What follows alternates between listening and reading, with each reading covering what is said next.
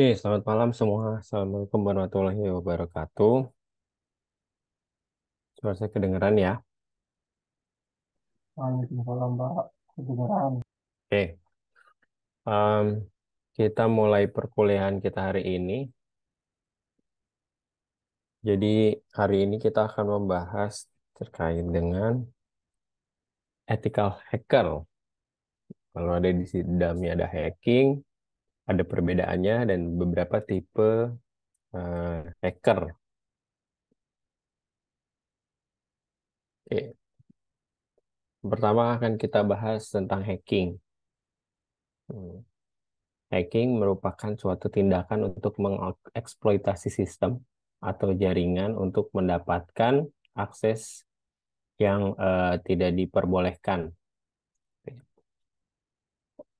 untuk mm, mendapatkan resource kita ya. Artinya bisa mendapatkan server kah di situ atau dapatkan apalagi handphone gitu ya. Nah, hacking can be done for various motive. Ya, motif hacking itu banyak.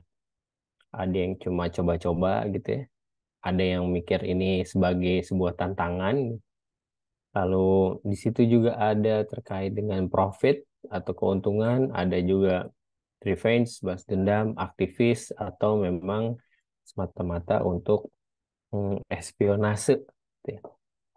Jadi cerita-cerita tentang di film itu tentang espionase, ya. Espionase kayak James Bond gitu ya. Nah itu ada memang benar terjadi gitu, apalagi di dunia hacking ya. Nah, hacking sendiri bisa uh, ethical or unethical. Nah, makanya di sini kita bahas ada ethical hacker gitu ya. Dan unethical hacker. Hacker kebanyakan gitu, depending on the intentions and the method of the hacker. Nah, metodenya apa, tujuannya apa gitu. Baru kita bisa mengelompokkan hacking ini atau hacker ini masuk ke yang ethical atau tidak etik gitu ya. Baik atau jahat gitu ya. Dengan, contoh lainnya. Contoh kata lainnya. Nah, lalu yang akan kita bahas adalah di mata kuliah ini kan ethical hacker gitu ya. Ethical hacking is the practice of hacking a system or network with the permissions. Nah, jadi dia melakukan hacking berdasarkan memang sudah disetujui ya, diperbolehkan oleh pemilik resource-nya, oleh pemilik server, misalkan ya, oleh perusahaannya atau oleh organisasi gitu ya. Tujuannya apa? Untuk mendapatkan dan memperbaiki celah keamanan, vulnerabilities, dan meningkatkan security-nya. Jadi ini hacking yang disengaja gitu ya, yang memang dibutuhkan oleh organisasi gitu. Saya mau nyewa hacker buat nyari celah keamanan di tempat saya nih gitu.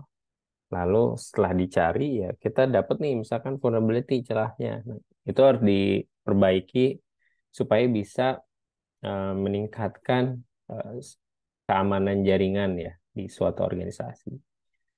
Ethical hackers are also known as white hat hackers. Hmm. Jadi umumnya ya, ada yang pernah dengar mungkin di sini white hacker, black hacker gitu, gray hacker. Nah, umumnya seperti itu. Nah, ethical hackers ini masuk ke dalam kategori white hat hacker. Gitu. Karena mereka mengikuti berbagai macam peraturan, berbagai macam guideline untuk membuat aktivitas yang mereka lakukan secara legal dan etis gitu ya dan diperbolehkan. Jadi memang mereka nggak akan sampai merusak, tapi mereka akan lakukan beberapa percobaan gitu ya. Em, istilahnya apa ya? POC gitu ya. Coba-coba sampai memang dia dapatkan tujuannya gitu. Tujuannya apa sih memang untuk mendapatkan kelemahan gitu ya. Atau memang tujuannya semata-mata untuk melakukan testing terhadap si server ini gitu. Coba dites dong server saya gitu. Nah, masuk ke dalam server itu seperti apa nanti hasilnya, terus misalkan dia bisa masuk, nah kita akan cari tahu dia masuk lewat mana, kelemahannya apa, nah kita tambal istilahnya kelemahannya. Nah, gitu kerjanya si ethical hacker. Tapi bukan cuma bisa masuk aja ke situ, tapi dia bisa memberikan rekomendasi gitu. Atau beberapa kasus memang si ethical hacker juga nanti bisa melakukan report yang artinya beberapa macam hal yang ditemukan dan apa yang harus diperbaiki. Nah, jadi ada report resminya. Oke, ini perbedaan antara ethical hacker dan hacker.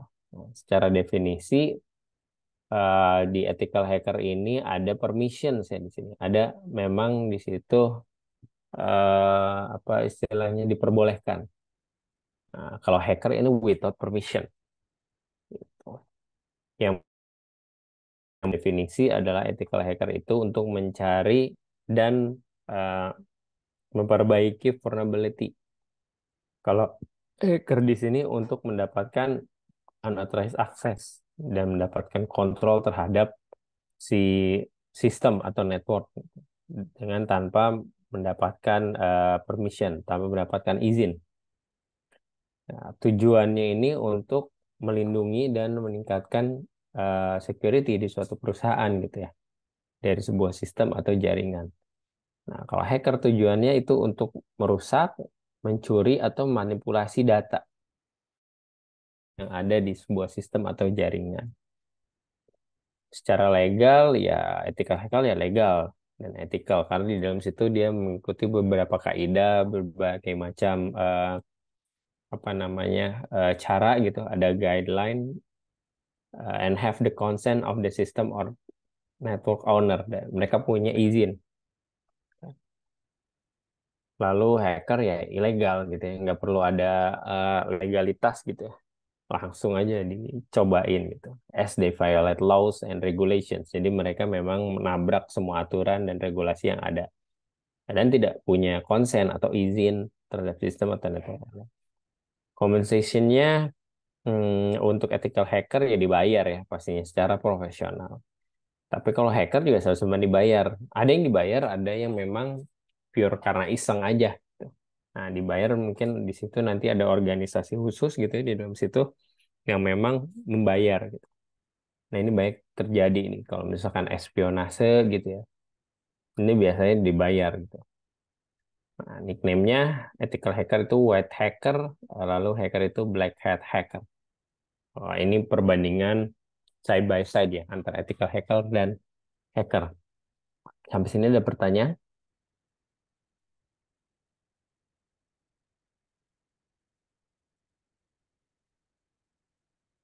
Nggak ada? Kebayang ya, jadi ya. Antara ethical hacker itu seperti apa sih dan hacker itu seperti apa? Kita lihat selanjutnya ada video. Ntar ini kayaknya saya harus sharingnya biar ada suaranya nih.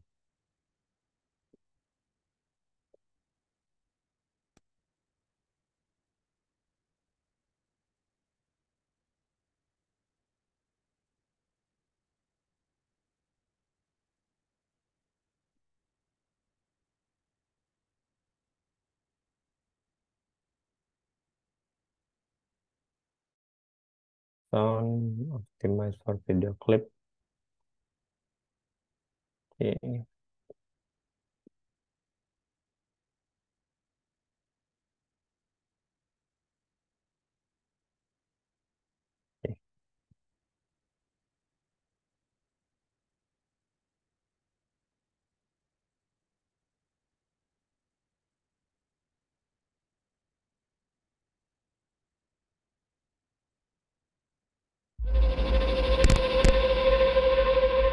Users aren't stupid. They just don't care. Kedengaran ya suaranya ya? They don't care because they don't know the value of their data. They don't know how easy it is to manipulate them. I can hack it. I can gain.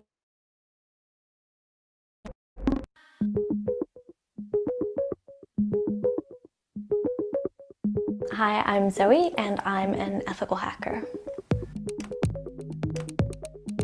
Their goal is to assist a company in being secure by doing a penetration test. So they break into it to highlight all of the vulnerabilities or flaws so that somebody malicious can't exploit them. Typically, the media portrays a black hoodied. We didn't get into hacking because we're bad people. We got into it because we're curious. We want to help. And we want to make things more secure. When I'm hired to break into something, There's a couple different ways. We can look at a physical penetration test that's breaking into a building. In some organizations, they're so big, you don't really have to masquerade at all. I mean, you could just print off an ID badge, really. But then there's also the computer side, the devices. I do programming, I do scripting, that sort of thing. Typically, networks are designed to be very tough to get into, but once you're inside, it's not that difficult to traverse. People have personal toys, could call them sex toys. They exist, they connect to the internet, and they are hackable. I have seen situations where they can identify who you are on the internet. Everyone can do whatever the heck they want as long as they're not hurting anyone. But be aware that if it connects to the internet, it's probably hackable. So the most common is phishing.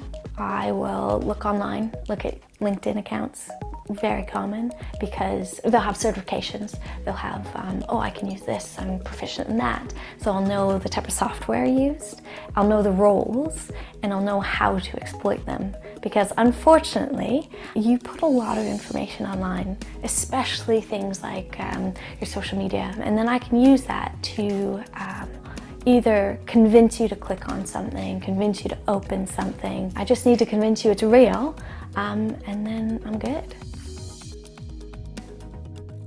When you post something that you love, people can exploit it. The first day of school, you've posted a picture of your kid at school, where their school is. I know the kid's age, usually the kid's name, and I know the parent's name. It can be dangerous. Or vacations, your location may be tagged in that information. Maybe don't post them the day you're there, because that's basically saying to the public, I'm not at home. If you put something online, no matter what it is, no matter where it is, it has the potential of becoming public. If your goal is to send your partner a nude photo, I mean, all the power to you, it's your right. However, think about sending it in a different format, or just, you know, hanging out with the person so it's not in digital format. I have been targeted. It hasn't had to do with ethical hacking. Unfortunately, I am female. I'm a very outspoken female as well. There are communities online that don't like that. There are people, obviously, that don't like that. And so yes, I have been targeted. I'm not 100% secure. I may be an ethical hacker. I may be a security specialist, but I am human and I use software. I mean, the minute you connect to the internet, you are opening up a risk. Your life shouldn't change because you're terrified. That's not my solution at all. It's just you need to be aware of what you have online. Do a e-footprint, you know, check what your online footprint is. Look at what information you do have online. Just being aware is the first step, and actually very beneficial. When I started in the industry, I didn't know of any women in IT, and I found it very challenging in one specific scenario, saying that they don't hire women because they're distracting to men. I had one company that after I left, I got very inappropriate messages from a colleague. And so my advice is you can reach out. There is a community that exists. I now have a lot of women that I look up to that are absolutely amazing. There's a community that exists, and you just have to find it. I mean, I'm wearing a black hoodie, but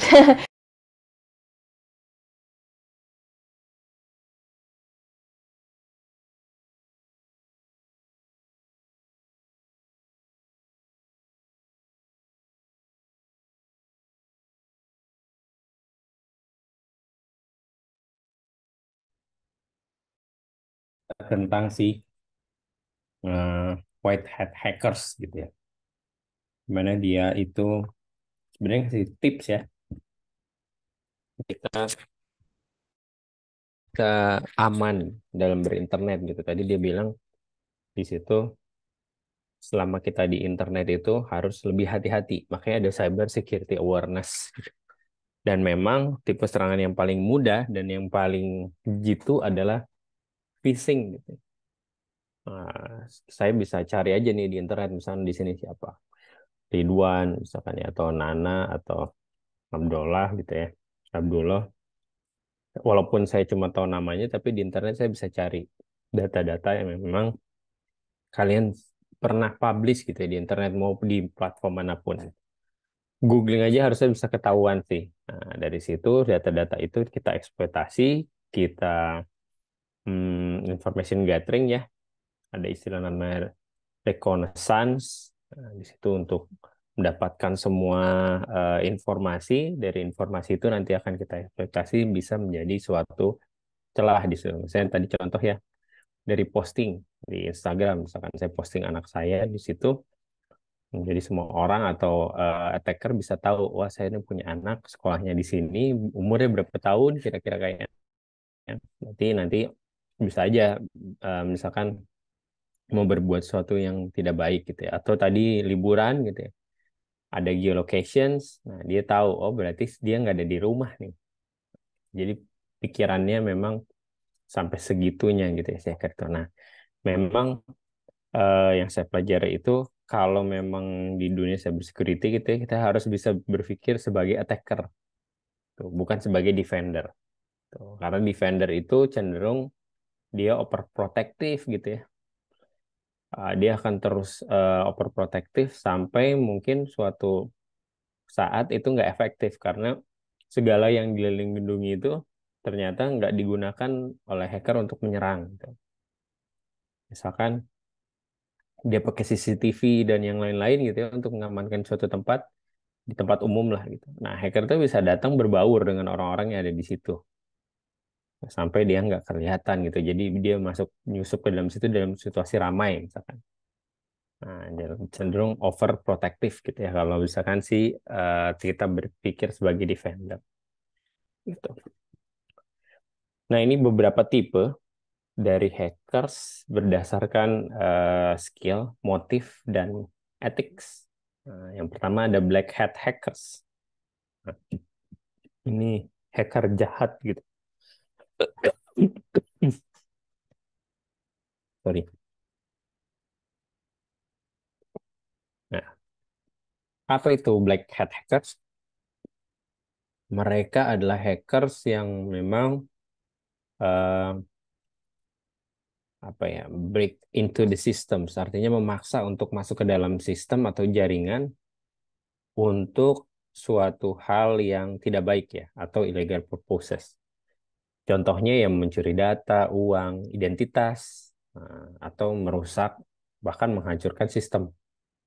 Bisa juga di dalam situ dia akan menyebarkan malware atau virus. Gitu ya. Jadi banyak hal. Nah, so they are the most dangerous and ethical type of hackers, and they often violate laws and regulations. Ya, memang niatnya udah jahat aja gitu ya kalau ini ya. Nah, dia paling bahaya gitu ya, dan memang tidak memiliki etika. Tuh, kayak misalkan kejadian kemarin yang di BSI gitu ya, yang sampai datanya hilang, berkerugian transaksi berapa ratus triliun mungkin ya, kalau kita hitung, misalkan BCA aja down selama 3 jam. Nah, transaksi di BCA seluruh Indonesia ada berapa banyak gitu. Selama 3 jam down itu mungkin aja transaksi sebanyak 2 miliar gitu, 3 miliar gitu. Nah, itu mengalami kerugian. Gitu.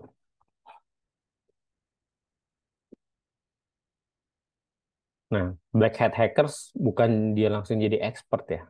Nah, often start as a novice atau kiddies. Nah, awalnya mereka juga dari mulai awal coba-coba gitu, atau script kiddies. Nah, di sini ada satu kategori juga sih sebenarnya, di sini udah masuk ke script kiddies ya yang di bawah nih. Black, white, gray, lalu ada script kiddies. Di mana si script di sini biasanya mereka membeli backdoor gitu atau hacker tools atau memang menggunakan tools-tools yang ada di internet. Tuh, yang penting cobain aja gitu sampai itu berhasil gitu. Nah, dia nggak tahu ini toolsnya ini sampai sejauh apa masih melakukan exploitnya gitu. Nah, dia nggak tahu. Yang penting dia cobain aja. Some are trained to hack by boss eager to make money quickly. Nah, beberapa organisasi atau beberapa hacker ini memang dilatih ya, di-train. Jadi ada sertifikasi black hat gitu istilahnya ya. Untuk dia dapatkan uang lagi di dalam situ. The leading black hats tend to be skilled hacker who work for sophisticated criminal organizations. Nah, jadi memang organisasinya sudah terstruktur gitu ya. Kayak misalkan si ransomware Lockbit, nah itu udah terstruktur tuh. Rekrutmennya gimana? Rekrutmennya malah mereka yang bayar. Karena memang dia pakai insider attack ya. Kayak kemarin misalkan status BSI ya. Kalau saya lihat sih di publik juga udah bilang ini kenanya Lockbit, Lockbit. Tapi kayaknya si BSI juga nggak ngasih pengumuman secara resmi ya kalau dia kena ransomware Lockbit. Nah, tipikal Lockbit itu memang dia akan cari insider attack. Makanya dia bilang kalau nggak salah sekitar 3 bulan ya. Dia udah ngeluarin data dari dalam si sistem itu hampir dengan 3 bulan. Kebetulan kemarin saya juga dapat pelatihan workshop ya bareng di dekat di BSD sebetulnya, tapi instrukturnya memang dari lab di US. Di situ kita cerita tentang bagaimana cara untuk um, menangani gitu ya, exporting malicious malicious data. Jadi data exportation, sensitive data exportation. Nah, sama halnya kayak gini. Jadi setelah dia data dalam sistem, nah data-data sensitif itu dikirimkan keluar network, dikirimkan ke si eh, penyerangnya, attackernya gitu. Kayak misalkan data-data yang di APK yang kalian download tuh yang lewat WhatsApp kan banyak ya. Nah, di Twitter juga udah ada tuh satu orang yang bahas, saya lupa namanya siapa ya. Dia malah ngumpulin APK-nya. Nah, di dalam APK itu ternyata tipikalnya sama. Ada satu link ke Telegram yang nanti dia akan terus mengirimkan nih data-data yang ada di handphone kita. Nah, makanya permissionnya itu diambil semua sama dia. Jadi segala data handphone kita akan dikirimkan ke si Telegram si penjahat ini, attacker ini. Nah, dari situlah nanti dia akan melakukan serangan gitu. Dilihat dari situ, misalkan mau yang diserang apa akun Gojeknya dia. Oh, dia udah langsung bisa lihat gitu. OTP dan lain-lain gitu. Nah, makanya memang eh, banyak kejadian kalau kita udah kena si APK virus itu nggak ngapa-ngapain, ternyata semua akun kita udah diambil. Nah, karena semua data yang kita transaksikan ke aplikasi yang ada di handphone itu juga dikirimkan ke si Telegram. Kayak gitu. Black Hat malware get sold on the dark web occasionally, even include warranties and customer service. Wah, ini udah terstruktur gitu ya. Malwarenya ada layanannya gitu ya di dark web. Gitu. Nah, contoh black hat ini nggak kelihatan kayak orang jahat ya, jadi kayak bapak-bapak baik aja gitu ya.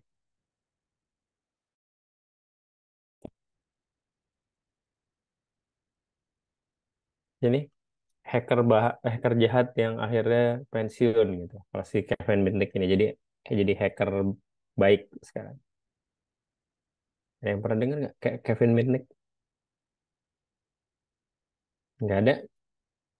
Nah, ini lumayan terkenal nih. One of the most famous black hat hackers. Nah, ini sampai dicari-cari seluruh dunia ya. Jadi dia itu masuk lebih dari 40 perusahaan dan Motorola dan bahkan masuk ke US National Defense Warning System. Defense Warning System tuh National Defense berarti masuknya ke Kementerian Pertahanan ya. Sama kayak Indonesia. Nah, kemarin sempat jebol tuh di Kementerian Pertahanan. Jadi diklaim bahwa ada sekitar 1,5 triliun ya data yang berhasil diambil oleh si hacker. Tuh. He was substantially arrested and served time in jail. Jadi sempat di penjara ya. Following his release, he became a cybersecurity consultant who used his hacking knowledge for white hat hacking purpose. Nah, akhirnya setelah lulus ya, dari lulus graduate dari penjara, akhirnya dia itu menjadi cybersecurity consultant. Artinya dia menjadi white hacking lah ya. Gitu. Ini Kevin Mitnick.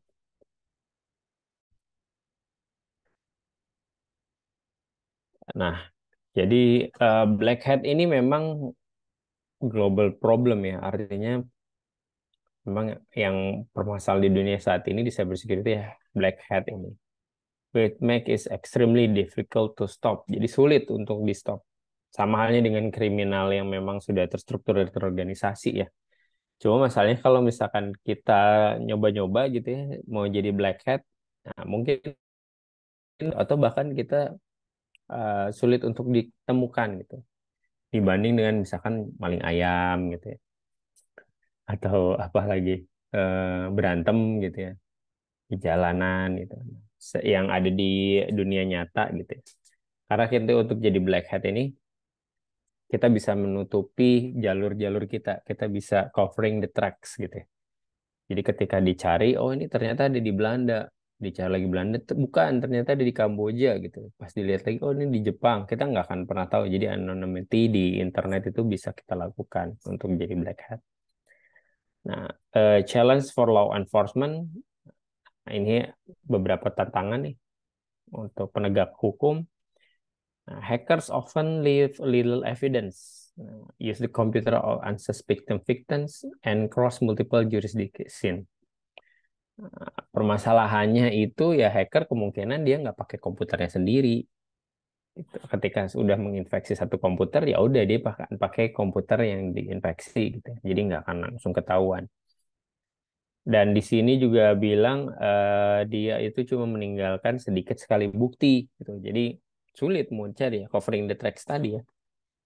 Dan cross multiple jurisdictions. Jadi lewat beberapa kewenangan kenegaraan ya. Misalkan yang hacking dari Rusia gitu. Sementara kita di Indonesia. Nah, itu kan udah beda region ya, udah beda apa namanya? Udah beda kewenangan gitu. Jadi kita nggak bisa sembarangan nangkap orang Rusia gitu. Bisa lah harus lewat misalkan Interpol dan yang lain sebagainya. Although authorities sometimes succeed in shutting down a hacking site in one country, the same operation may run elsewhere, allowing the group to keep going. Nah, kalau di grup ini ya mungkin aja sebuah satu hal bisa di take down gitu ya. Kan kayak apa situs website gacor gitu ya. Nah, itu kita bisa take down. Tapi tetap aja kan masih di tempat lain masih ada aja. Jadi nggak akan memang habis gitu ya untuk si black hat ini. Selalu ada karena selalu ada orang yang penasaran. Nah, gitu ya. Oke, ada pertanyaan di black hat hacker? Masih semangat kan ya?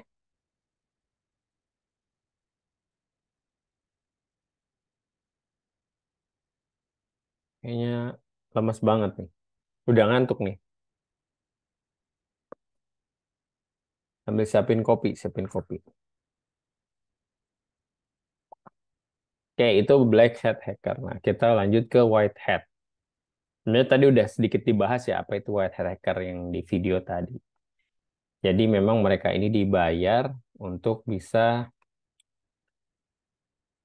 bertaliknya belajar seperti ayo kita belajar lah kan kita sekarang lagi belajar juga nih cyber security.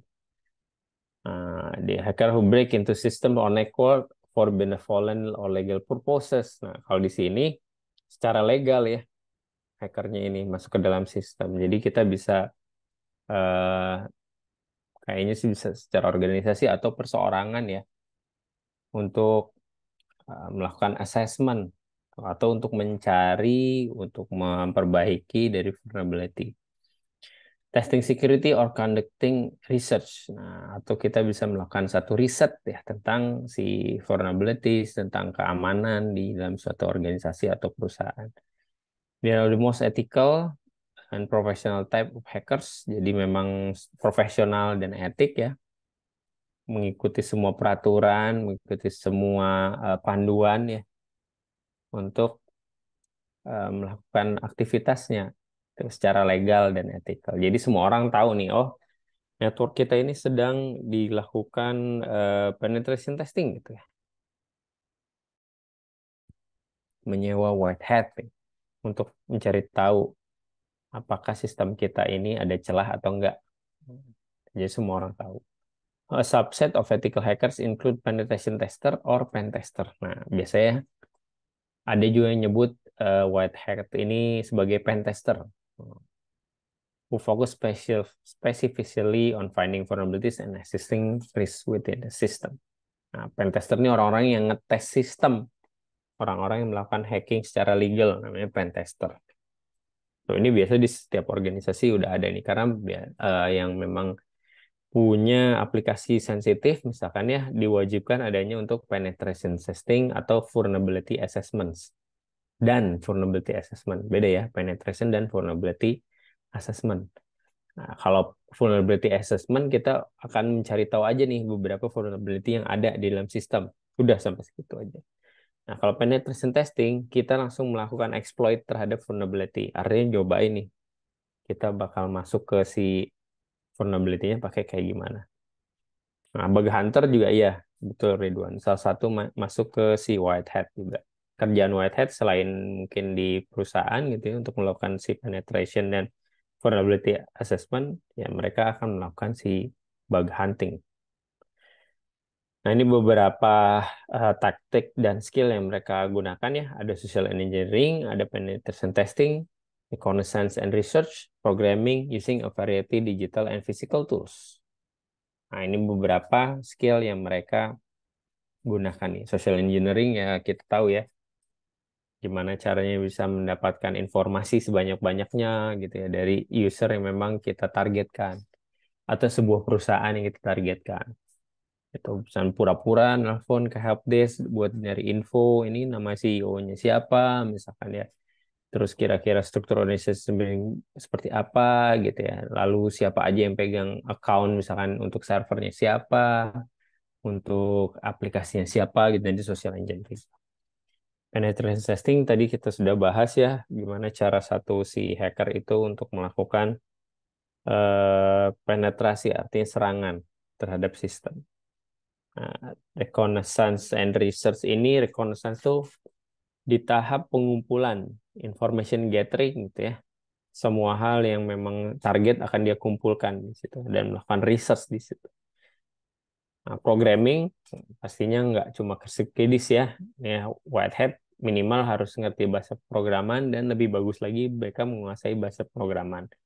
Tuh, untuk buat tools yang memang spesifik ya untuk misalkan diterapkan di suatu organisasi atau suatu company. Jadi bikin sendiri tuh toolsnya, bukan ngambil dari internet. Using a variety of digital and physical tools. Kalau tools banyak ya bisa digunakan. Jadi tinggal digunakan aja sama si white hat. The process is gamified in the form of bug hunting program. Tadi yang Ridwan bilang. White hat ini bisa juga masuk ke dalam si bug hunting. There are even training courses, events, and certifications dedicated to ethical hacking. Makanya ada satu misalkan mau masuk ke dunia hacking gitu kan, ada namanya Certified Ethical Hacking. Nah, itu yang paling pertama tuh. Mungkin kita bisa ikut lagi ke situ. Ikut dulu gitu ya ke Certified Ethical Hacking. Saya lupa sertifikasi berapa ya. Mungkin masih di bawah 10 juta sih. Kayaknya 7 atau 8 juta. Itu untuk 2 tahun ya. Nah, itu kalau misalkan kerja juga banyak yang mempertimbangkan gitu sih ethical hacking itu. Sertifikasi. Nah, ini beberapa contoh bug hunting program. Mungkin ada yang mau nyobain. Kita lihat di sini ya, Apple Access ini banyak ya, cuma saya ngambil sedikit aja. Ini mulai dari 5.000 sampai 100.000 dolar. Kalau ketahuan, ini di produk ada juga servisnya dia. Nah, yang sebelah kanan ini untuk yang Microsoft.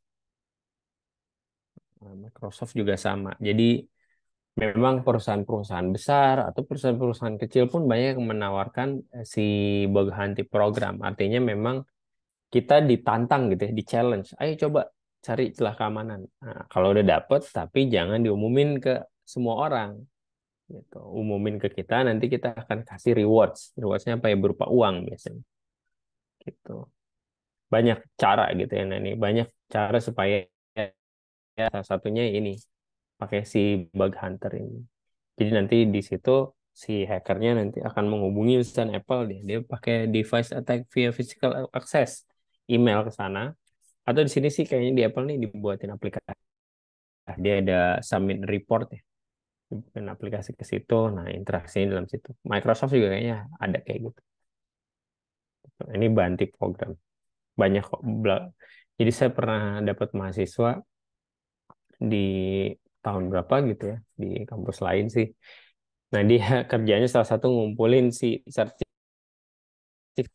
Jadi dia dapat dari BSSN, dapat dari kantor lain gitu ya, PNS lain, tempat lain. Ya dia ngasih tahu kalau saya itu berhasil ngejebol sistemnya Bapak gitu di email. Nah, dikasih screenshotnya, dikasih tahu caranya. Nah, dari situ minimal akan diberikan timbal balik sebuah sertifikat penghargaan gitu. Nah, itu juga kan bisa kita pasang sebagai portfolio ya. Atau memang mereka bersedia ngasih kita uang gitu. Nah, ini Bounty program. Ini bisa dicobain juga sih sebetulnya. Kalau memang kalian mau mulai gitu. Jadi nggak usah yang Apple dulu lah. Yang biasa aja. Nah, ini contoh white hat hackers. Ada namanya Richard Stallman. Is the founder of GNU Project, a free software project that promotes freedom regarding the use of computer. Nah, ini Bapak Stallman ini adalah bapaknya GNU, General apa ya? Saya lupa kepanjangannya. Ya intinya open source gitu ya. A free software project that promotes freedom regarding the use of computer. Nah, ini penggagas open source. Mungkin Pak Ono juga tahu ya, Prof. Ono. Atau seangkatan mungkin. Nah, he founded the free software movement in the mid 1980s. Nah, idenya komputer itu untuk memfasilitasi korporasi, bukan membebani, gitu, hinder. Nah, ini white hat yang paling fenomenal gitu ya, fenomenal si Richard Stallman. Lalu ada lagi grey hat. Nah, these are hackers who fall somewhere between black hat and white hat hackers. Jadi ada di tengah-tengah. Nah, mereka mungkin bisa masuk ke dalam satu sistem tanpa adanya permisi gitu, tanpa ada konsen, tapi mereka juga melakukan itu bukan untuk aktivitas ilegal atau malicious. Nah, they may also disclose vulnerability they find to the public or the system or network owner, sometimes for free or recognitions. Nah, tadi yang saya bilang, nah ini bisa masuk ke grey hat juga. Kalau kita nyoba-nyoba gitu ya buat masuk ke dalam satu sistem, nah, kita kirimin ke si adminnya gitu. Nah, kita buat dapetin recognition, dapat uang atau dapat sertifikat gitu. They are the most ambiguous, controversial type of hacker. Saya karena di tengah-tengah nih bisa jadi dia jadi jahat gitu suatu waktu ya, atau memang dia cuma coba-coba aja gitu.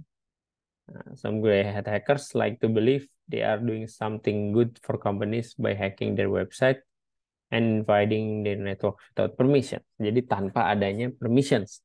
Tapi mereka kayak social justice gitu. Saya paling yang tahu terbaik untuk korporasi. Yaudah saya mau ngehack aja. Hack korporasi sendiri atau ngehack organisasi sendiri tanpa dikasih tahu ke perusahaannya gitu ya. Gitu. Ini grey hat.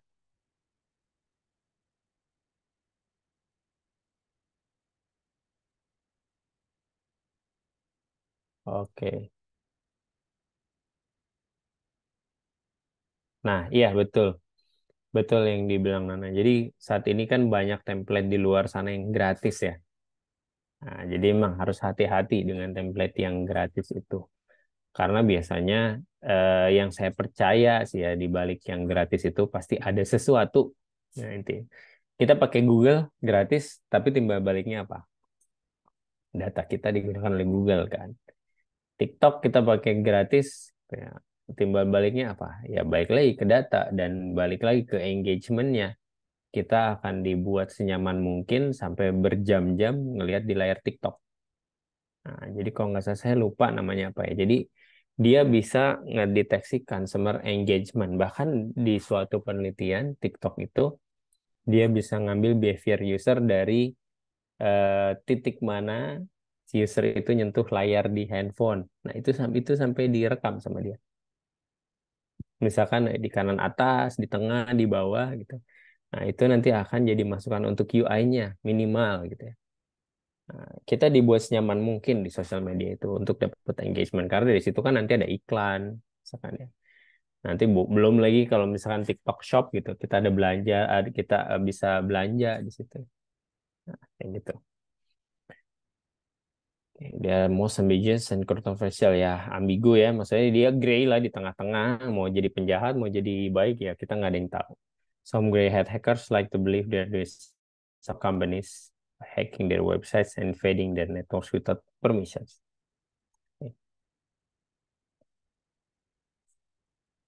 Nah, ini ya kalau si white gray hat, perbedaannya ini di sini kita bisa lihat ya, kalau di yang ketika di black hat hackers mereka dapat vulnerability lalu mereka melakukan exploit gitu ya. Itu untuk mendapatkan suatu hal atau merusak tanpa ada permisi gitu, atau permisi lagi tanpa ada izin gitu. Ini untuk black hat. Nah, kalau white hat itu mereka melakukan exploit, mendapat vulnerability ini berdasarkan memang sudah diminta gitu ya, atau ada izin dari yang punya aplikasi atau punya web. Nah, kalau the gray hat hackers ya terserah mereka istilahnya, mau exploit secara ilegal atau legal ya suka-sukanya aja gitu. Kadang dia bisa jadi orang baik, kadang dia bisa jadi orang jahat. Tuh, tergantung aja dia moodnya lagi kemana mungkin. Gray hat ini yang agak bahaya sih sebetulnya. Karena kita nggak tahu dia sebetulnya beneran baik atau memang eh, jahat gitu. Many grey hat believes that the internet is not safe for business and they consider it their mission to make it safer for individuals and organizations. Nah, ini untuk yang baik gitu ya. Internet itu nggak aman gitu. Nah, dia akan membuat suatu internet itu untuk individual dan organization. They do this by hacking websites and network and causing chaos to show the world they are right. Dia malah bikin chaos gitu ya. Ngasih tahu kalau ini nggak aman dengan cara ya mereka melakukan hacking aja ke sana sini. The heads often say they meant no harm with the incursions. Sometimes they are simply curious about hacking and high-profile system. Jadi ya kayak gitu. Oh, satu hal dari workshop yang kemarin saya dapat. Jadi kita ngurutkan beberapa macam potensial threat gitu ya di dalam suatu organisasi atau serangan. Yang menarik adalah yang banyak diserang itu adalah CEO. Nah, termasuk dengan password ya. Pencurian password tuh lebih banyak yang diserang itu CEO. Ada yang tahu kenapa? CEO sebuah perusahaan. Nah, ini banyak yang diserang nih. Misalnya email orang supaya dia dapetin password dan lain sebagainya. Password ya, terutama yang saya bicarakan sini password.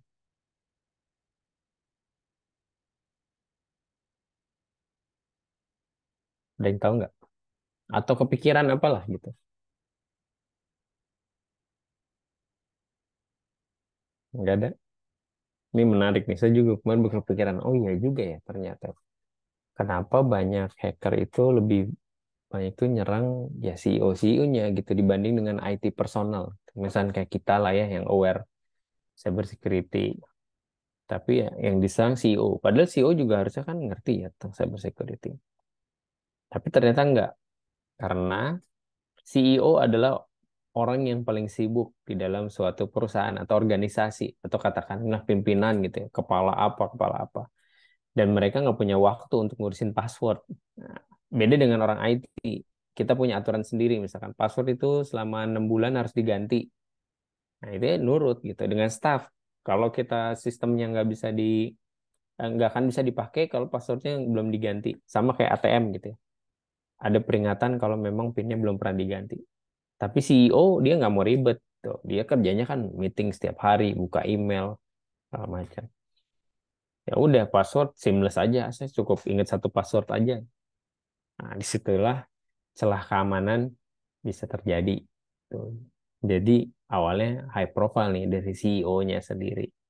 Nah, baru bisa kena sampai ke bawah semua.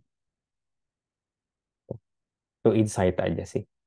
Nah, si Grey Hat contohnya, wah ini kelihatannya abang-abang biasa gitu ya. Unemployed computer security researcher, pengangguran nih. Pengangguran, dia lakukan hacking ke Facebook page di Mark Zuckerberg. Nah, ini untuk in order to force action to correct a bug he discovered which allowed him to post to any user's page without their consent. Jadi sebetulnya dia udah nemuin bug, tapi nggak direkognisi gitu ya, nggak diwaro kalau bahasa Sunda, atau nggak diacuhkan. Nah, dia akhirnya ngehack si Facebook page-nya si Mark Zuckerberg, si Zuckerberg gitu ya. Nah, dia udah berbagai ke Facebook tentang bugnya ini. Bugnya itu dia bisa posting ke semua eh, Facebook page tanpa ada persetujuan. Kan biasanya dulu ya kalau masih main Facebook tuh kita install extensions atau kita masuk ke dalam suatu Facebook page. Nah itu dikasih tahu ya. Ini bisa posting on a behalf or on a behalf not by users. Bisa posting bukan usernya sendiri gitu. Ini dia nemuin celah keamanan, dia bukan bagian dari Facebook page pun, dia bisa ngepost gitu ke situ. Nah, after this incident, Facebook corrected this vulnerability, which could have been powerful weapon in the hands of professional spammers. Nah, tapi dia nggak kepikiran sampai segitu ya, padahal ini bisa kalau dieksploitasi ya bisa jadi spam nih, gitu. Jadi dia udah coba ngasih tahu bugnya tapi nggak diabaikan gitu sama si Facebook. Akhirnya dia ngehack langsung ke CEO-nya, si Mark Zuckerberg. Nah dari situ baru dibenerin. Nah namanya Sreteh, ini Pakistan kalau nggak salah. Nggak dihukum sama Facebook, nggak dituntut gitu ya. Tapi di sini membuat geger gitu. Jadi dia bilang ini grey hat incident. Padahal dia bisa exploit lebih jauh nih terkait si bugnya ini. Tapi dia memilih untuk laporin gitu. Nggak dianggap, akhirnya dia langsung ngehack langsung si Zuckerberg ya. Gitu. Ini grey hat hackers. Nah ini permasalahan kayak gini banyak ya. Kita udah mencoba melaporkan, tapi ternyata mereka nggak abai gitu, abai lah terhadap aturan kita. Nah saya terakhir ya beberapa waktu yang lalu, 2 mingguan, 3 mingguan yang lalu juga ketemu sama BSSN terkait dengan serangan ini di Indonesia ya kayak gitu ternyata si BSSN ini udah nemuin beberapa celah keamanan, udah ngasih tahu institusinya, organisasinya lewat email, tapi nggak ada feedback. Ya akhirnya bener dia kena itu serangan itu. Nah rata-rata yang memang banyak kena serangan yang kayak gitu sih sebetulnya. Jadi sebisa mungkin kalau dia ngasih tahu kalau kita ada serangan ada vulnerability ya ditanggapin aja dulu gitu. Jangan sampai langsung kejadian gitu karena kejadian itu karena sebel gitu. Jadi si hackernya udahlah serang aja lah, nggak diabaikan juga kan ternyata. Tuh, ini grey hat hacker. Nah, ada script kiddies. Oke, script kiddies ini dia nggak ada atau nggak punya sama sekali technical skills. Nah, cuma mengandalkan si tools yang ada aja gitu. Coba-cobain aja gitu. Nggak tahu konsep toolsnya seperti apa. Biasanya didorong oleh keingintahuan, challenge, atau iseng-iseng. Walaupun kemungkinan dia nggak tahu nih akibat yang dia lakukan atau konsekuensi apa yang nanti akan dia dapatkan gitu ya. Nah, ini script kiddies yang mau hajar aja lah, YOLO, you only live once. They are the most experienced and immature type of hackers and they may cause unintentional damage. Nah, masalahnya adalah karena mereka nggak tahu apa yang mereka lakukan, yang penting ngehack gitu. Nah, itu malah bisa menimbulkan kerugian yang lebih tinggi gitu. Karena mereka sebenarnya nggak ada motivasi uang, nggak ada motivasi apa ya, motivasi dibayar orang lain ya. Biasanya finansial motivasinya sangat tinggi ya. Tapi mereka cuma pengen nyobain aja gitu. Atau motivasinya ada rekognisi lah mungkin ya. Bikin nama hackernya keren-keren. Hack by. Nah, kayak gitu. Terus sebenarnya kan nggak ada gunanya ya kayak gitu ya. Cuma buat nge-device aja, pengen jadi rekognisi aja. Kalau tahu nih, misalnya Cyber Army Cirebon gitu. Nah, yang melakukan hacking ini. Kayak gitu. Nah, ini beberapa website ya atau tools yang bisa mereka kunjungi ini. Ada yang ExploitDB sebelah sini dan ada di sini hackertools.info kalau nggak salah, yang sebelah kanan. Nah, ini banyak tools yang langsung dicobain aja. Gitu, hajar bleh istilahnya ya, buat melakukan serangan. Tuh, nah, ini script kiddies. Tapi biasanya ya, kalau diseriusin, script kiddies pun bisa jadi black hat ya. Tadi kita di depan udah bahas ya. Awal dari black hat ya dari script kiddies gitu. Nah, ini justru hati-hati. Ketika kita nemu script kiddies harus dikembalikan ke jalur. Nah, ini tipe yang terakhir kayaknya, si hacktivist. These are hackers who use hacking a form of activism or protest. Nah, ini mulai banyak ya sekarang aktivis. Apalagi di perang Yunani Israel, sorry, Palestina dan Israel ini. Nah, ini selain mereka perang fisik, perang cyber juga. Nah, kalau Palestina ya mungkin nggak banyak kali ya untuk cybernya, tapi Israel kan banyak banget. Nah, di situ banyak sekali serangan ke website-website government Israel atau perusahaan-perusahaan Israel ya oleh si aktivis ini. Targetnya ke networks government, corporations, organizations to disagree with. Ini saling serang Israel ke negara Arab misalkan ya, atau China atau Rusia gitu, nyerang ke Israel juga. Okay. They may expose, deface, or disrupt their websites or data. So, apalagi sekarang ya lagi jam perang kayak gini bahaya banget nih. Data-data leak dan lain sebagainya lah. They're the most idealistic and passionate type of hackers, and they may file laws and regulations depending on their targets and methods. Kalau kayak gini udah nggak peduli lagi ya. Yang penting pesan kita tersampaikan. Nah, ini si aktivis. Ini beberapa organisasi ini aktivis. Yang paling kanan bawah tahu? Organisasi apa? Anonymous. Si Anonymous. Wah, pakai Salvador Dali mukanya itu gara-gara film V for Vendetta ya. Nah, Anonymous. Yang kiri atas nih Killnet namanya. The world most prominent pro-Kremlin hacktivist collective. Nah, ini dia juga ikutan nih. Killnet ini di isu yang sekarang. Yang Palestina dan Israel. Mereka aktif juga melakukan web defacement, melakukan hacking, dan yang lain sebagainya, perusakan ke website-website yang Israel. Tuh, ini kalau ini dia mulai sebenarnya dari Ukraina Rusia nih udah mulai sampai sekarang dia ikut juga ke yang si Israel Palestina. Nah, ini ada video biar tidak mengantuk. Kita nonton sebentar sambil saya mau minum ya.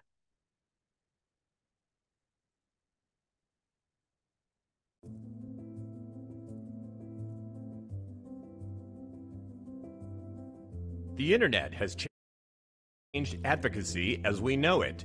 Hacktivism, a term that combines the words hack and activism, referring to breaking into secure computer systems or networks as a form of civil disobedience, has become a prominent channel for exposing injustice. Hacktivism can oftentimes produce information that is not readily available or extremely difficult to pursue with typical journalistic means. A lot of groups, particularly violent ones, operate under these veils of secrecy. Obtaining that information and publishing it can kind of remove the veil from some of these groups. The difference between what they portray publicly and how they converse privately, for example. A major target in this new age of hacktivism has been extremist groups. At the start of 2022, leaked chats from U.S. white supremacist group Patriot Front revealed day-to-day operations of the organization, recruitment plans, and other private information. Phenomenon, what has changed in the last year has been a shift in that community to really focus on far-right groups, far-right service providers to try to unearth information that was otherwise unknown. Patriot Front, which is a neo-fascist organization in the US with hundreds of members across the US, that publishing of data revealed that members were being encouraged to commit criminal activity. The increase in the number of leaks of information about anti-democracy and white nationalist groups is a reflection of the broad concern among Americans about the dangerous impact of these groups. Experts point to the January 6th Capitol riot as a motivating factor behind the return of hacktivism. After the Capitol riot in particular, and after individuals in the US and even globally had seen the far right rising in prominence and then resulting in this deadly attack on democracy itself, there was kind of an appetite there to pursue justice in some way. There was a window there to find ways to produce new information about these groups and hopefully try to advocate with that information towards more accountability, or to, reinforce a stigma with associating with violent extremist groups. January 6th resulted in a huge number of tips to the FBI. We are seeing a significant level of concern here and a lot of people taking action, and it's not surprising that that's happening in ways that are aligned with institutional action and in ways that aren't. Although hacktivism is ultimately about fighting injustice, the practice has raised plenty of questions around ethics. If you are genuinely hacking into a device, there are some pretty stark ethical considerations. A lot of those considerations have to do with not even just ethics, but also legalities. It's kind of a murky line, but once it is published, sometimes, those troves of data can provide really valuable insights.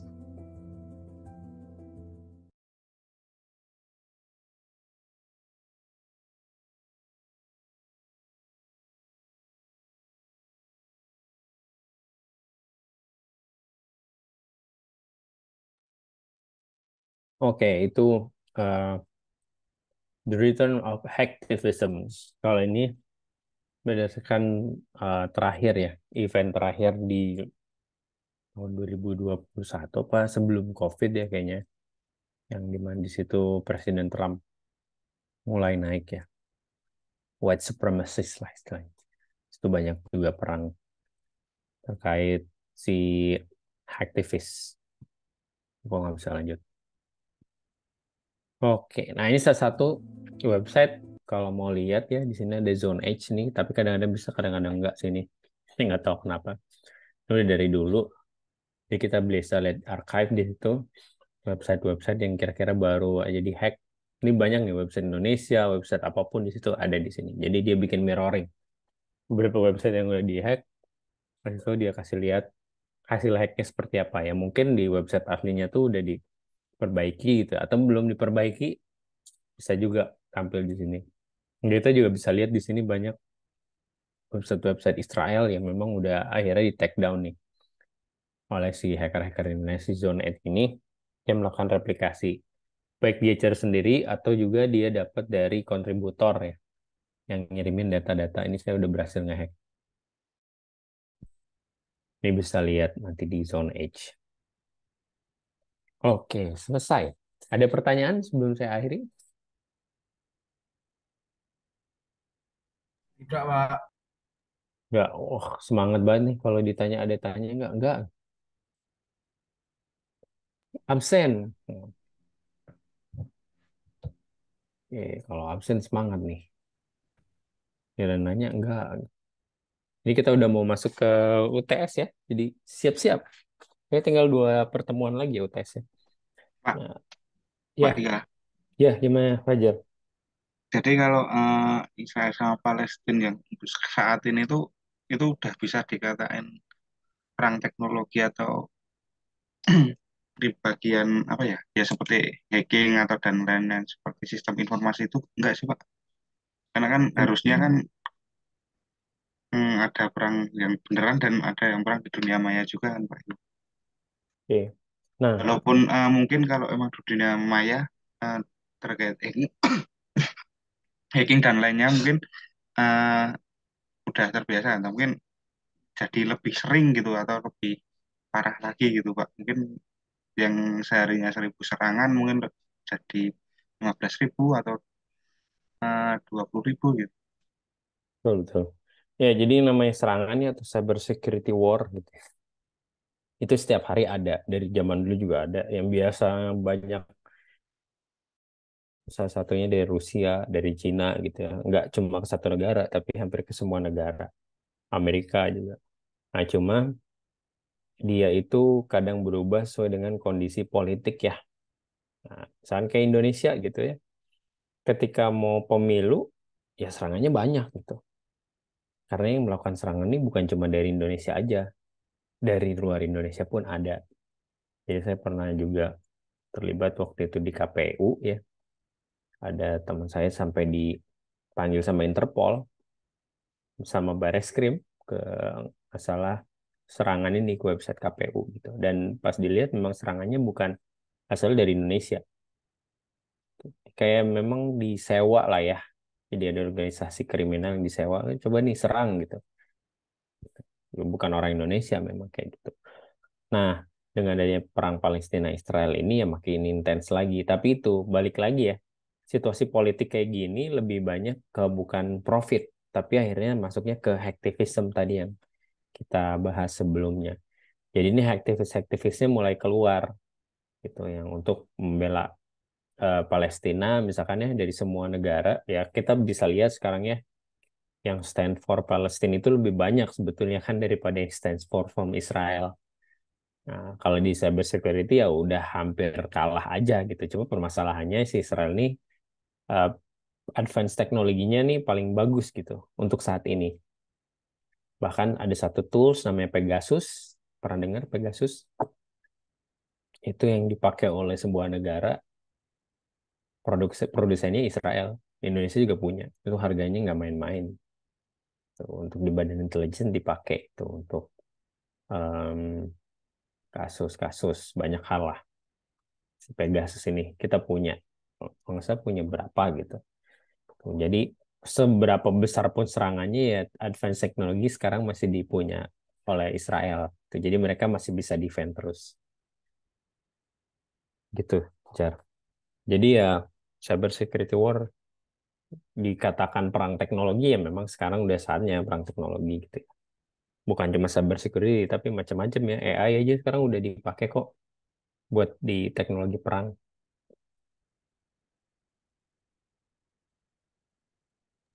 Oke, siap, Pak. Makasih, Hmm. Pak. Ya, sama-sama. Serem ya sekarang ya Ya, perangnya. tapi kalau yang sekarang terjadi itu kayaknya yang terkait eh, teknologi atau yang di dunia mayanya tuh nggak terlalu kelihatan itu ya. Yang kelihatan ya yang langsung gitu ya, roket lah Ya, atau apa gitu. betul. Karena nggak setiap orang mau dan aware gitu terhadap memang serangan di internet ya. Dan nggak setiap orang peduli juga. Pedulinya saat-saat tertentu aja. Kayak sekarang terakhir ada yang lagi rame nih sebetulnya. Hmm, saya lupa websitenya apa. Tapi API untuk cek NIK-nya itu kebuka. Dan ada yang hosting di tempat open API platform gitu. Jadi kita bisa pakai buat dapetin semua data-data KTP asal tahu nick-nya aja bisa. Atau kita nembak nick sembarangan kalau ada ya tampil semua tuh data kita. Tuh, saya belum coba yang versi live-nya sih, tapi saya udah coba versi sandbox-nya ya memang keluar. Oh, jadi keingetan lagi. Mungkin habis ini saya cobain lagi deh. Tuh, yang nggak semua aware lah terhadap si cyber security ini, apalagi privacy ya. Jadi minimal sih dari lingkungan kita aja dulu dibuat aware-nya, apalagi data ya. Itu ya keluarga lah yang paling dekat saling ngetin. Iya juga ya. Jadi keingetan. Hmm. Belum saya cobain, padahal dari kemarin udah mau cobain tuh. Ada lagi pertanyaan nih sebelum saya absen nih.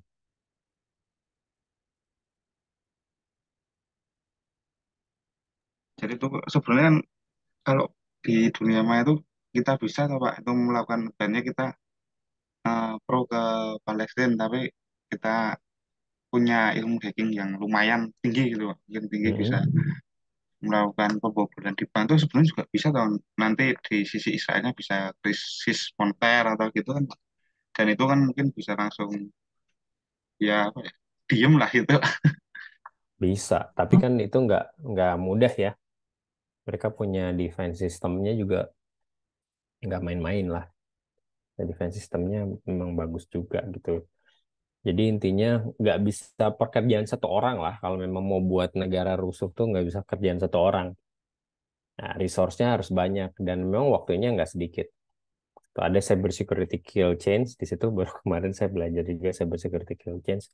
Ada juga advanced persistent attack. Gitu. Jadi memang hacker-hacker ini mereka sangat eh, sabar gitu ya. Kalau mau ngancurin suatu ini targeted, ya misalnya mau ngancurin Israel gitu ya. Situasi politik sekarang yang kayak gini mau ngancurin Israel ya sia-sia menurut saya mau dapat hasil yang cepat gitu ya. Nggak akan bisa. Karena biasanya udah bertahun-tahun sebelumnya mereka melakukan kayak gini. Ada kemarin itu kasusnya yang pencurian data satelit. Ini oleh hacker Iran di Amerika. Mereka bisa masuk ke dalam sistemnya satelitnya di Amerika itu 5 tahun. Sabar. Coba terus sampai akhirnya mereka dapat si sistem satelit itu. Data-data yang bisa diambil. Satelit kan ngambil data-data banyak ya situ komunikasi dan lain-lain. Itu 5 tahun. Stuxnet itu saya nggak tahu ya. Ini konspirasi. Mungkin saling balas nih antara Iran dan Amerika. Waktu saya kemarin ngomong tentang Stuxnet, seorang Amerikanya nggak terlalu banyak bahas. Karena Stuxnet ini serangannya dari Amerika. Dia untuk ngancurin si fasilitas nuklirnya Iran. Ada yang namanya centrifuge. Centrifuge itu satu apa namanya chamber yang muter buat menjaga uranium supaya dia tetap di tempatnya. Kalau dia miring dikit aja, dia bakal kencang. Nah, si malware-nya ini, si Stuxnet-nya ini dipakai buat bikin false alarm. Jadi yang tadinya si uraniumnya benar gitu tempatnya dibikin minggir, centrifuge muter terus sampai akhirnya rusak dan meledak. Nah, ini di konspirasi atau banyak orang percaya kalau ini serangannya dari insider attack, artinya memang ada campur tangan Amerika di situ, orang CIA atau ada orang Iran yang memang double agent. Artinya di dalam situ tuh dia sebenarnya orang Amerika tapi dia kerja di situ, si orang Irannya itu. Nah, kayak gitu. Jadi kalau sekarang kan perang Israel Palestina ini kalau mulai panas-panasnya gitu ya, baru beberapa bulan ini kan. Tapi kalau memang udah dia targeted nih, mungkin aja ada satu aktivis gitu ya yang pro Palestina dari mulai 10 tahun lalu ini udah mulai nih persisten gitu nyerang si Israel. Ya di tahun-tahun ini mungkin dia dapat akses atau 2 tahun sebelumnya dapat akses ya mungkin bisa sekarang dibongkar itu semuanya. Kayak gitu dan nggak mudah ya. Mungkin ini semua kemungkinan aja lah ya. Pak, halo Pak, maaf Pak, Ya, motong sedikit yang sebenarnya data yang ada di satelit itu apa sih Pak? Karena kan eh, bukannya satelit itu eh, komputer atau apa gitu Pak? Sorry, mau nanya aja sih Pak itu terkait banyak satelit banyak itu. data satelit. Ya kita transaksi keuangan kan lewat satelit. Jadi hanya untuk lalu lintas saja ya Pak, Lalu bukan lintas untuk data menyimpan. nggak ada nyimpan di situ. Lalu lintas data ya nyimpan programmable aja untuk programnya aja. Kayak kita sekarang mau transaksi keuangan, mau transfer ATM satu ke ATM yang lain, mau narik uang kan komunikasi internet tetap ujung-ujungnya lewat ke satelit. Tuh. Untuk antar negara, misalkan gimana Indonesia ke Amerika bisa nyambung cepet gitu. Kalau lewat kabel berapa panjang harus ditarik kan? Kalau mau direct access ya lewat satelit. Nah, di satelit itu kan kita bisa juga lihat posisinya, GPS-nya, transaksi komunikasi, transaksi keuangan, transaksi data, semuanya kita bisa ambil dari satelit. Oh, oke. Jadi hanya untuk lalu lintas ya Pak, bukan untuk menyimpan ya Pak. Enggak, kalau nyimpan kan di device masing-masing, di hard disk Oh, masing-masing lah. Nah, cuma lalu lintas data pasti lewat ke sana kan. Gitu. Ada lagi sebelum saya absen? Giliran mau di absen banyak pertanyaan nih. Tadi kayaknya skip-skip terus. Yuk, nah, sampai saya absen ya. Abdallah Huzaifi. Hadir, Pak. Hadir ya. Wah, masih nyimak nih Hadir. ternyata nih. Iya dong. Semangat banget. Hatta ada Hatta. Tadi kayaknya ada ya Atta ya. Atta Esa Nugraha belum nyaut ya. Apa di chat? Kayaknya sih di chat nggak ada sih. Sampai saya buka di chatnya.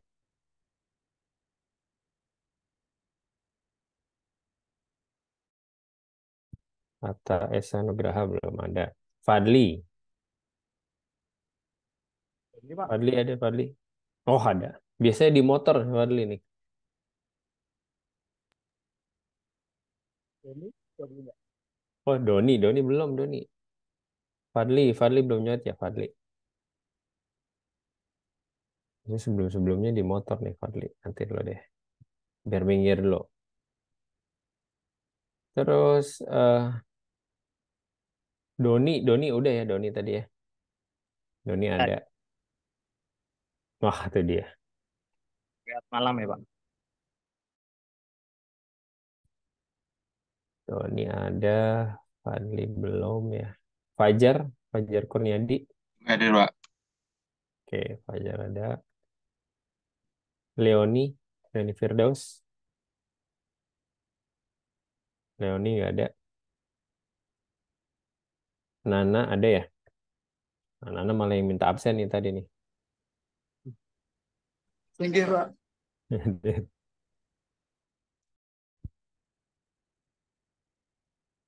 Reza Nur Arifin, nggak ada ya? Hadir Pak. Oh ada. Oke. Terus Ridwan Prasetya. Ada Ridwan? Hadir, Pak. Hadir. Rifki Setiawan. Hadir. Rifki, Rifki. Ada. Rifki Algi Fauzan. Nggak ada ya? Dari sebelumnya nggak pernah masuk. Singgi. Hadir Pak. Oke. Maman Sulaiman. Hadir, Pak. Hadir. Oke, ada yang belum dipanggil atau ada yang kelewat? Pas dino Senin kan jiwa aku tanggung. Ata, ada Ata.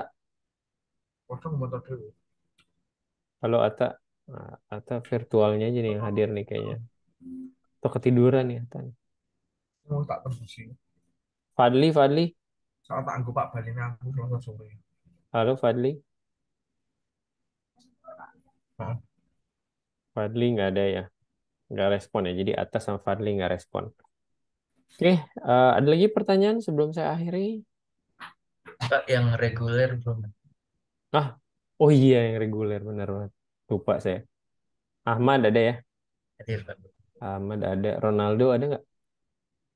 Nggak ada ya? Gak ada Pak. Mana Mat? Nggak pernah masuk lagi dia Mat. Ulang tahun nih Pak, sudah saya kabari juga Pak. Oke. Ya, ada lagi? Nggak ada? Oke, kalau nggak ada, saya akhiri sampai di sini. Insya Allah kita ketemu lagi di minggu depan. Selamat malam semua. Assalamualaikum warahmatullahi wabarakatuh. Waalaikumsalam, Pak. Terima kasih Pak. Yo, sama-sama.